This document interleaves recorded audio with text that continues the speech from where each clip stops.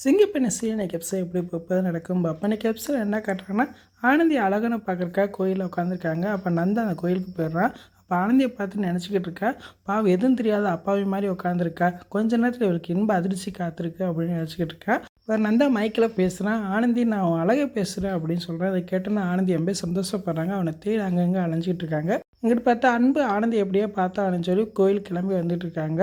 அப்போ நந்தாவோட செட் பண்ண ஆள் போலீஸ் ஸ்டேஷன் போட்டு அன்பு வர்ற பைக்கை நிப்பாட்டி ஃபைன் போட்டுக்கிட்டு இருக்காங்க. நீ ஹெல்மெட் போடல, ஃபைன் கட்டிட்டு தான் போகணும் அப்படின்னு சொல்லிட்டு இருக்காங்க. அப்போ அன்பு சொல்கிறேன், சார் முக்கியமான இடத்துக்கு போகிறேன், நான் வந்தோன்னே ஃபைன் கட்டுறேன் அப்படின்னு சொல்கிறேன். அதெல்லாம் கிடையாது, நீ ஃபைனை கட்டிட்டு தான் கிளம்பணும் அப்படின்னு சொல்லிக்கிட்டு இருக்காரு.